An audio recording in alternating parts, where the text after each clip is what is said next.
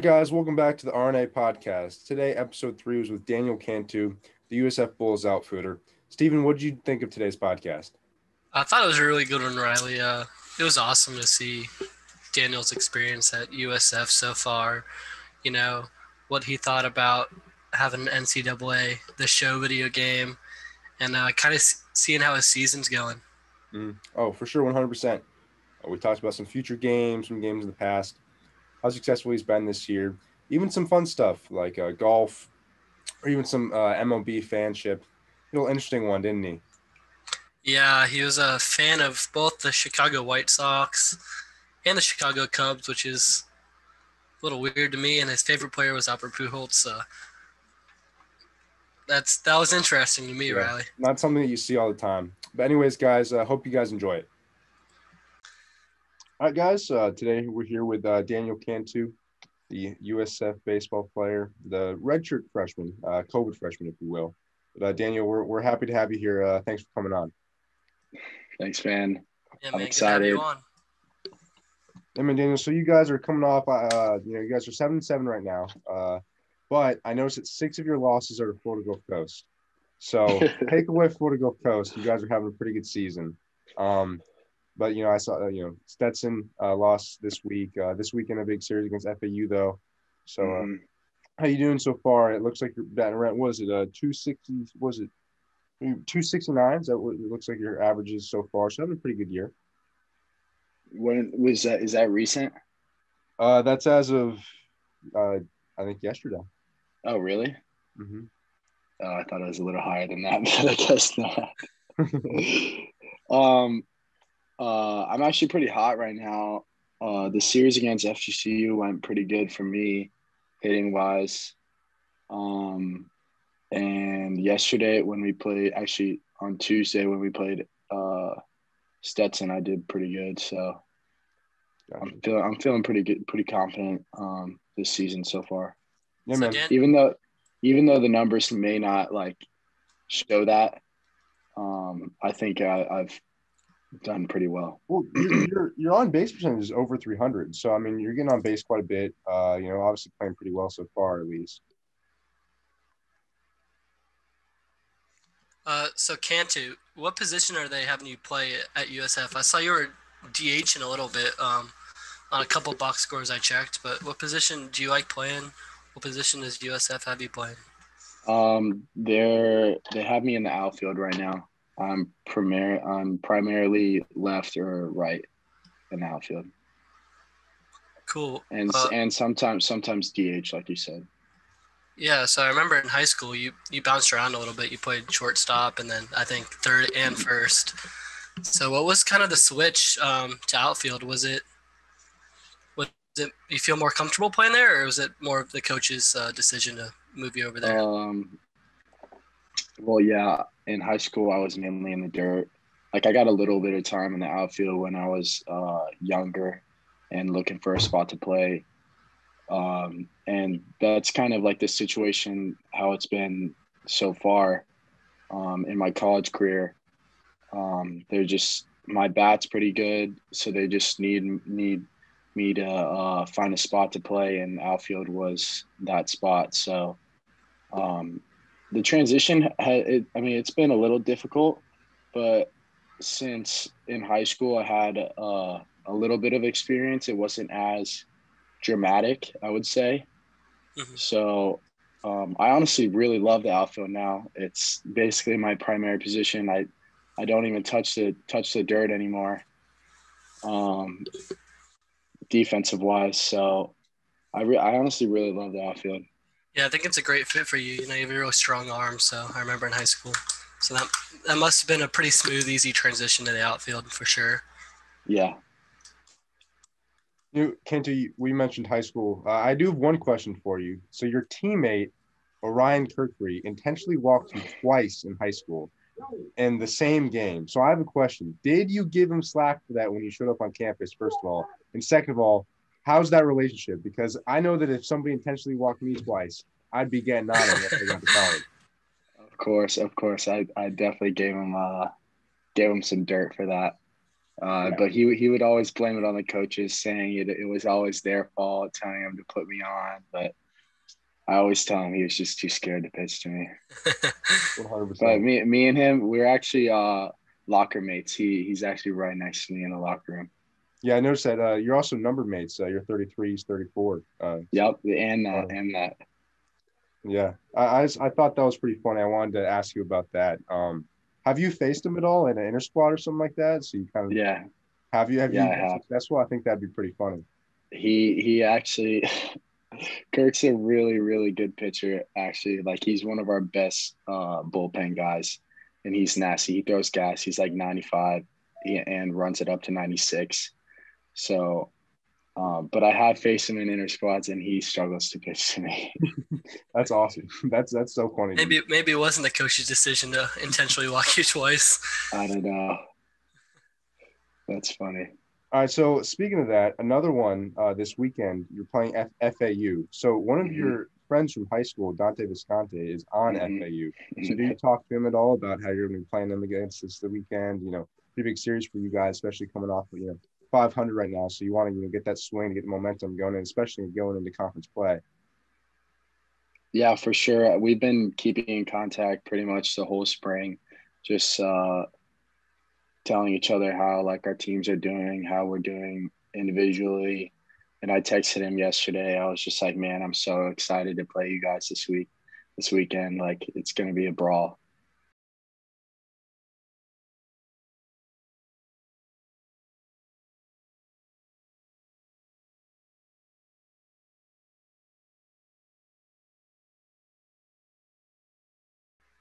%, for sure.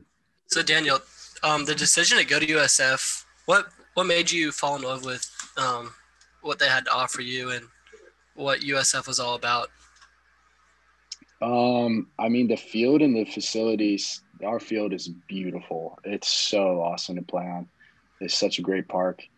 The facilities are awesome. The coaches definitely they're players' coaches, so that's honestly a plus, and it's really nice to have them.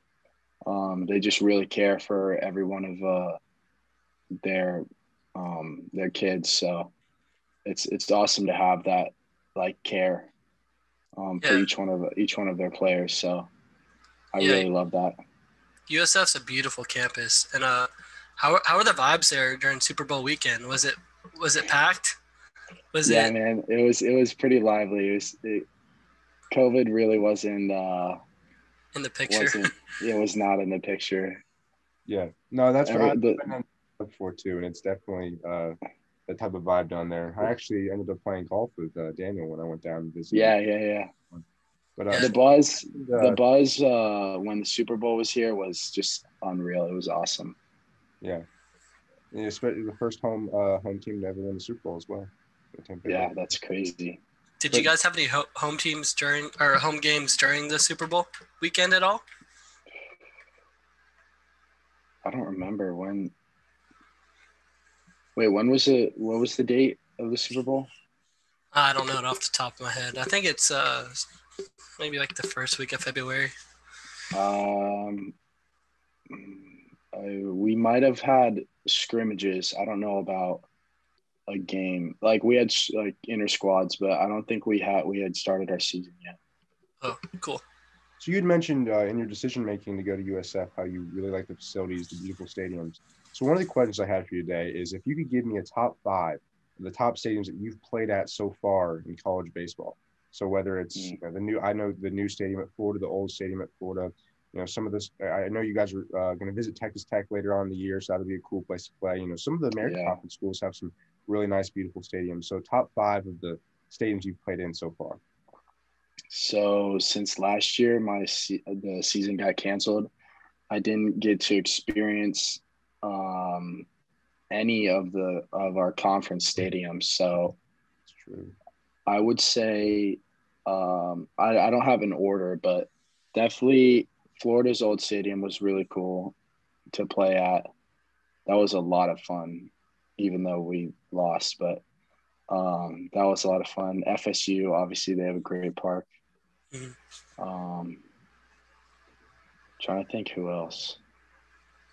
I actually like FGCU's field. They have a nice stadium. Lots of palm trees around the park. It's like a very open stadium, I would say. The vibes are really good there. What else?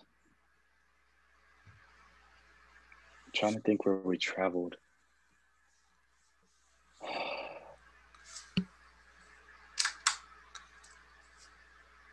I don't really know. I would say those three are definitely really good. Got you. How about what if you'd say some that you're looking forward to maybe playing in the future, or that you'd want to get the chance to play in? I'm really Texas Tech is next week, so that's going to be really awesome. Yeah. Who has a good field? I heard Tulane's field is really cool. Oh, yeah. Have you watched it all, their game against Mississippi State with their ace, the whole pine tar issue, the whole situation going on? He kept touching the glove. Yeah. You guys need to look to that. I want to know about that. It was a little sus. The kid's excuse was like there was like a bubble in his glove. He said like he was bad at like forming his gloves. And so when like you play baseball, and Steven, you played baseball before, like if you form a glove like certain ways, like there's little like bubbly patches sometimes that can pop up. And he said that he like it's just like a habit of him like pressing down, but I don't believe that at all. That's a little interesting. What's crazy is so the last time he lost a start was when he was at JUCO, which was like 3 years ago, and he only throws like 84 to 87. He's got a ton of sink and motion on it, but it's like I wonder where that sink and motion is coming from. Because wait, really? He's only 84 to 87? Yeah, I mean he's not an overpowering pitcher at all, and you could just looking at his motion, it's just very like kind of just all arm action. I mean the ball moves a ton though, it does, but yeah, he's a big kid. I mean the clips that I saw, his stuff looks legit. Yeah. For sure. So I mean, I'll probably face him this year. So I'll let you know more about that after. That is a pretty clever excuse, though. Just pushing a bubble in the glove. I mean, that's pretty believable from an outside perspective. Because I mean, that's kind of hard to make up on the tip of your tongue too, though. So. Yeah. So although last season your season got canceled because of COVID, so I'm sure that was really tough on you. But the American Conference is a very good conference in baseball. There's sometimes where in RPI rankings are up in the top 4, top 5 of college baseball. So are there any rivalries that you're looking forward to? I know that USF has a pretty good rivalry with UCF. I'm not sure if you guys have played them yet, but something that you're looking forward to, maybe get into it with a team, over the course of your next 4 years at USF. Definitely UCF. That is going to be a big rivalry this year, I would say. There's just a lot of hate between us and UCF, obviously. Was it the war on I-4? The war on I-4, yeah. There's also a pretty big rivalry between us and ECU. Shane. There's some beef. There's been beef in the past, so. Any specific reason why, or? Yeah. I mean, when they, I think it was 2017 or 2018, USF was playing ECU at ECU.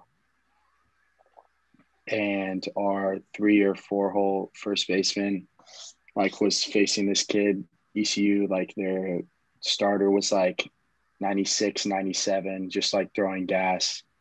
And he blew one by the 3 or 4 hole hitter, and he told him to get back in the box.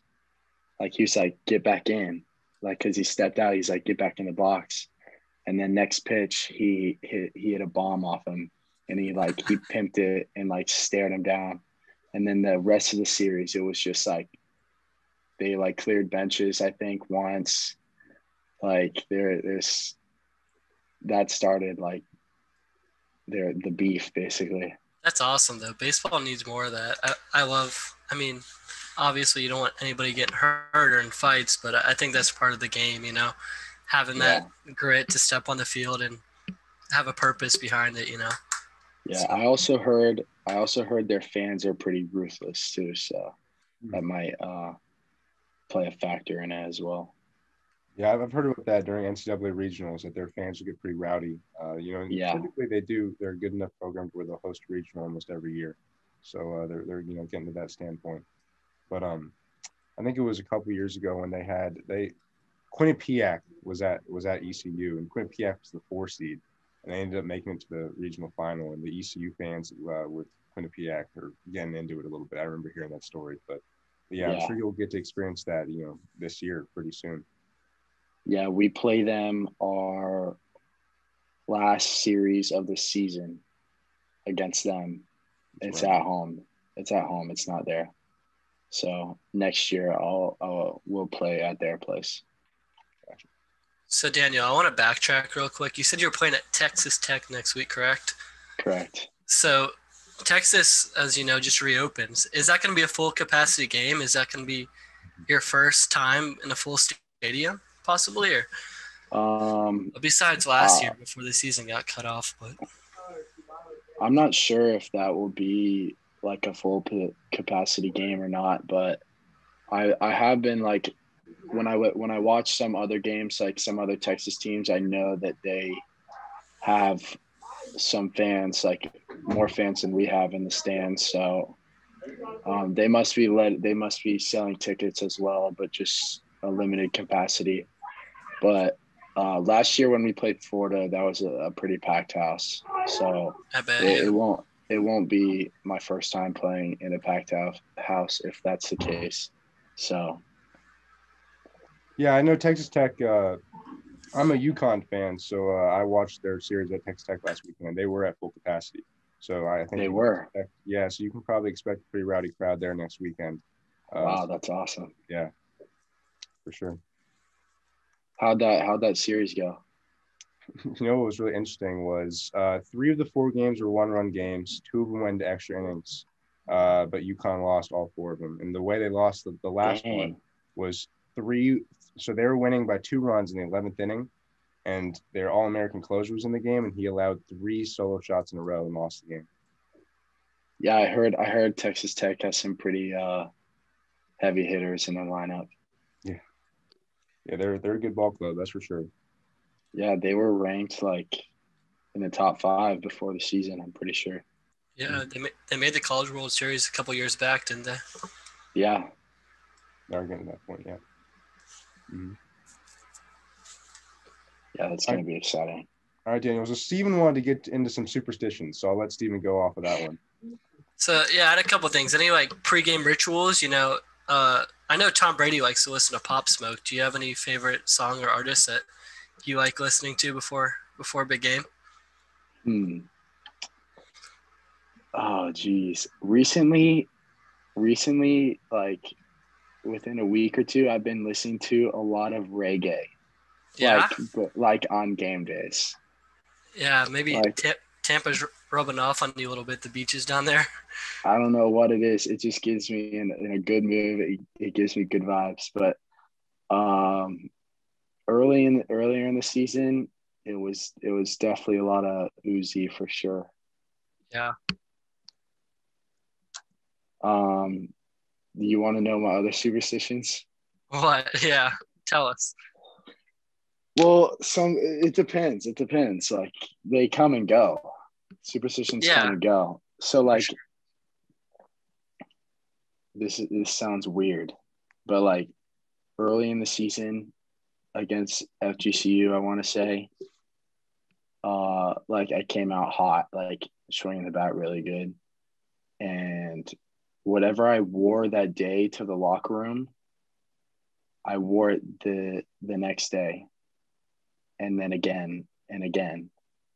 So like I always wore the same thing going in, which is like kind of weird. I don't know why. Yeah, I have that experience. Right now, I've had a couple successful outings in our inter squad, so our season doesn't start till this weekend. But I've worn the same white pair of leggings under my pants for the past 2 outings, and I've been successful. So now I'm like, all right, I'm going to wear these leggings for, my next couple of outings. Hopefully, it continues like that. So I definitely understand that. So one question I had was, are you guys required to wear certain things at the locker room, or are you guys just able to wear whatever you want? Like wear to the locker room? Yeah, so like when you're going into the locker room, like I saw some teams make a game out of it, if you will. Like I remember the Cubs a couple years back.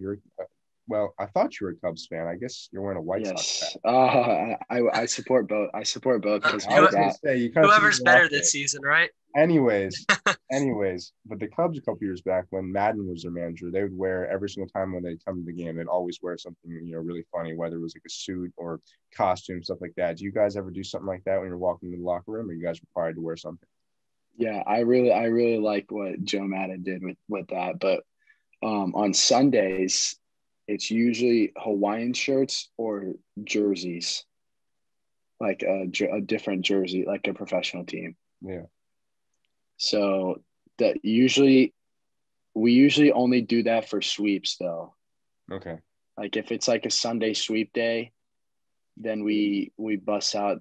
Pitchers usually wear Hawaiians or like basketball jerseys, and then like it's just either a jersey or a Hawaiian, like just for like good vibes, good energy, Gotcha. Go ahead. Go ahead. I was gonna say one player in the MLB that kind of does that would be, I guess, Trevor Bauer. I don't know if you guys saw the other day too. He got fined for like wearing his own brand or something underneath his shirt, something crazy like that. Yeah, he's an interesting guy, that's for sure. The stuff that he does is always borderline. He's playing with fire. Let's just put it that way. But it is fun to watch. It's a lot of fun to watch. Yeah, he doesn't take crap from anyone.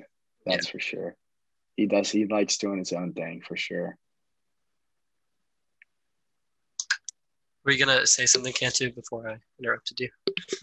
Oh, I mean, it wasn't that important, but I was just gonna say that we, since we're branded by Adidas, we don't really wear other brands, I would say. Yeah, I think Tom Brady, he got in trouble too for a second. He had like a Nike, or not a Nike undershirt. I don't know what the brand was, but he had to cover it up during his interview after they won the Super Bowl. He had to tuck in his shirt or something. I think it's a little silly sometimes, but yeah, we just try to avoid wearing other brands.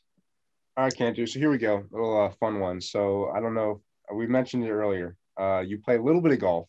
Obviously not as much as you do baseball-wise. I've played golf with him 2 times now. But so here's my question. Top 5 golf courses that you want to play and visit one day. So whether it could be unrealistic, something like Augusta, Pebble Beach, stuff like that. But I wanted to, hear a little insight of what your top 5 golf courses are. Okay. Definitely the one in Maui. Okay. It starts with a K. Mm-hmm. What is it? Do you know what it is? Is that what it is? Kapalua. Because I went to Hawaii and we drove past it. And I was like, wow, that is beautiful. And I've always wanted to play that one. That one looks sweet. I definitely want to play, isn't it TPC Arizona or whatever it's called? Scottsdale, TPC Scottsdale. Scottsdale. One of my old neighbors, I think he lives in Arizona now, and he plays it all the time. Mm-hmm. And it looks unreal. Where else?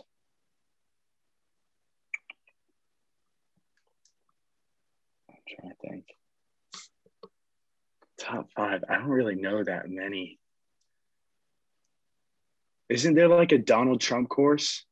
He has a lot of courses. He has courses in He has Miami, one New York, down south. It's probably not too far from you. The Trump National Doral. Is that what you're talking about? The one down. Yeah, I think so. There's that one down Doral. That would be sick. Oh, I know one. I saw a documentary of Larry Fitzgerald playing in Scotland, I want to say. Mm-hmm. Isn't that where the European Open is? Mm-hmm. Whatever. That's the old course. That's what it's called. It's the first ever golf course ever made. But yeah, that's where the Open is every single year. Wow. Yeah, that looks sick. Yeah. Mm-hmm. And then obviously the champions course at TPC. That would be the sick. stadium. Yeah, Stadium Daniel course to play the Valley one time. I think that was a lot of fun. But next time that might have been my worst round of golf ever. well, That was brutal. Of course, and I said that to you guys when I got there. I was like, it's not gonna be easy, but it's gonna be a lot of fun just because of where we are. I know it was still so much fun. Mm-hmm. But yeah, Daniel. So which is your favorite golfer? Ooh. I love DJ. DJ's my man. I'll always love DJ. I'm really rocking with DeChambeau right now, though. Mm-hmm. I love his energy. It's awesome. He just brings a different aspect to the golfing world. I love that he's such a big, meathead in the gym. He's getting after it. Just like it's awesome. The other athletes do, but golfers typically don't do that. That's something. Yeah. A lot in baseball, football, stuff like that, but it's not something you always see in golf. That being said, so it has you listed as 6'3", 216 pounds in the USF website. So the question is that correct as of right now? And second of all, what did you come in as a true freshman last year? Yes, I'm 6'3". I actually might be a little taller now, but it's definitely 100% 6'3". Some guys kind of they lie a little bit on their height. Yeah, they juice their stats a little bit, but I'm not gonna call out names or anything. But my weight is not 216 right now. My weight is 210. Gotcha. That was like, I want to say that was in like the fall or something when I was 216. But when I came in, I was 205. Last year, I got up to like 219, 220. And then I was like, wow, like I feel really sluggish. So like I just felt slow and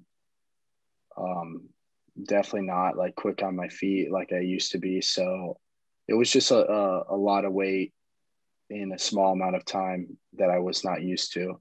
Mm-hmm. So I cut down. I actually cut all the way back down to 205 at the beginning of the fall, like of last year. This past fall. And like it was the most cut like I had ever been, but they wanted me to gain back a little bit more weight. So that's what my goal was over winter break. And I came back like between 210 and 215. Mm-hmm. And we talked about that a little, but so what was one of your biggest adjustments going from high school to college baseball, the weight room? I know that your first couple of months at USF, you had mentioned how, it was pretty tough, the conditioning and all in the weight room, stuff like that. Was that, a pretty big adjustment for you once you stepped on campus in Tampa? I wouldn't say it was a big adjustment. Throughout high school, I definitely took the weight room pretty seriously, but I definitely think once I got to college, I took it even more seriously because your body is everything. Like it helps you perform. I mean, it's being bigger, faster, stronger is an advantage over other people, 100%. Mm-hmm. So Daniel, who is your how should I word this? Who's the player in the major leagues, past or present, that has kind of inspired, one, the way you play, and two, just your favorite player? Oh, geez. I've never really had like that one guy. I mean, I've loved a couple of different people. When I was younger, it was Albert Pujols on the Cardinals. I loved him. Like he's just very humble. He's a competitor. He's a leader. I just watched him growing up, and I just like wanted to be exactly like him, I would say. But as like the new generation came up, I liked other people as well. I love Javi Baez on the Cubs. Tim Anderson on the White Sox. I think he brings an electric factor to the game for sure. So, yeah, is there any all over the place here? He's a Cubs fan, also a White Sox fan, but his favorite player was in the Cardinals. I know. Big no when you're a Cubs fan. So that's for sure. It's pretty funny. Is there anybody's game you kind of like picked apart, like to maybe like towards your swing or anything? Not really. My No? swing has gone through a bunch of different changes. I know. Many different changes. Well, why don't you talk about that? Because USF does some pretty interesting things when it comes to the swing coaches there and stuff that they had you do. You might want to mention that, because I remember talking to you about that. It was some pretty interesting stuff that you guys are doing there. Yeah, we definitely our hitting coach is he's a genius. He's got it going on. He knows what he's doing. But yeah, my swing has evolved so much. In high school, in senior year, you probably remember me changing it. But that was like a step. Like our high school coaches were basically like, they were just making an educated guess. They're like, this is what they're going to do to you. So you might as well just start now. But that's not what they did to me when I got to USF. Mm. They never force anything upon you. They just offer suggestions, and they say, hey, try this. And if it feels good, then you can keep it if you want. So basically my swing now is basically a bunch of things I've tried and I've liked and I've had success with. Mm-hmm. So it's evolved a lot, I would say. Yeah. I think that's really important too, that what you're saying, they kind of suggest things rather than tell you, because everybody's different sizes. Everybody has different flexibility. So they kind of just give you stuff, and whatever sticks is what you keep. I think that's a really cool attribute that the coaches do to you guys. Yeah, 100%. One of the things that my coach always says is that nobody knows how you feel other than you. So when I suggest something to you, it could be something that looks good to me, but if it doesn't feel right for you, then we're not going to go with it. So that's definitely something that I'm sure they talk about USF for you guys, especially because a lot of you guys, somebody that could be drafted one day, something that USF's had a lot of success. So there's guys that have been first round draft picks that come out of USF. So it's guys that have been playing baseball for a long time. They know what they're doing. I'm sure it's the same thing with you. You've been hitting that for a while now, so you know how you feel. I think that's important, that they just suggest things and don't force you to do anything. Yeah, for sure. So one thing I wanted to ask was working out at Torque in the off season. So what's probably pretty cool about that is you get to work out with a lot of guys that are in professional baseball, also high levels of college baseball.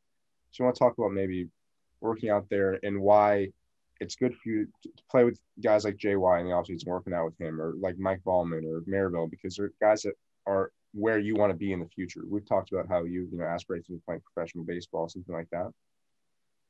Yeah, for sure. I love working out there. I'm sure you do too.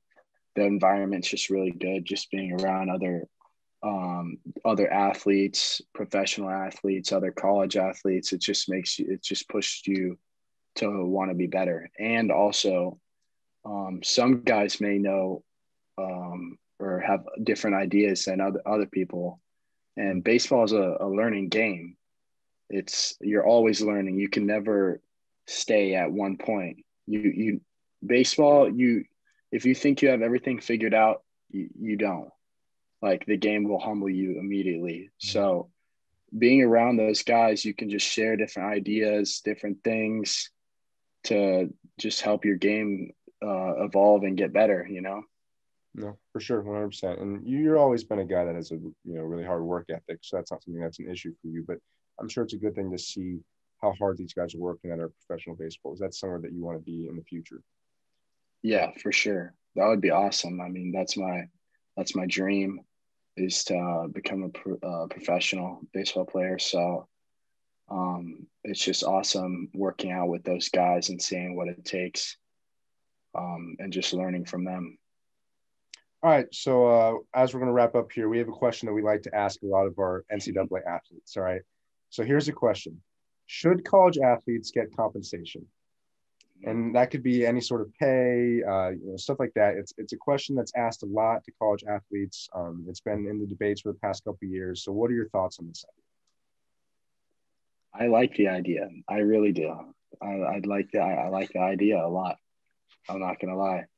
I mean, there's all these influencers nowadays. Like, they're getting paid to make TikToks and stuff. I'm not saying that they're not putting in hard work, but college, like, being an athlete is a grind. Like, it's a 100%. lifestyle. It's a lifestyle. Like, if you don't love it, you should not be an athlete. Like, it's a job. There's no breaks. You're always doing something 24/7. 100%. So I definitely think I like the idea for sure. Yeah. So Daniel, as you heard, NCAA football is coming back. You think it'd be cool if they made like almost NCAA the show? Yeah, I saw some tweets about that like a little while ago, but I think that would be really cool. Well, video game, you can play as yourself. That'd be something that'd be pretty cool. That would be really cool. Yeah, get older, pull out the old Xbox or PS4, whatever, PS5, whatever you play. Get to show your kids, this is Dad on the screen. This is me. I'm playing. Wow, yeah. That would be so sick. Yeah. I mean, there shouldn't be any reason why it couldn't happen. Right? Football and baseball are both very big sports, and both can definitely get the funding towards it. So, yeah, I think that'd be a pretty cool game to play. All right, Daniel. Well, we want to thank you for having us on, or coming on with us. Good luck in your season. Good luck in conference play, starting the American Conference. Hopefully, you guys can make a run in the conference tournament, NCAA tournament. We're looking forward to watching you play over the next couple of years, Daniel. But thank you for coming on the podcast. Yeah, thank you, Daniel. I appreciate it. I've never done this before, and I had honestly a great time. So, yeah, if you guys ever want to do it again, I'm down. All right, sounds good. Appreciate it, man. Thanks good luck this season, all right? Yeah, thank you. Best of luck to you too. Thank you. I appreciate it.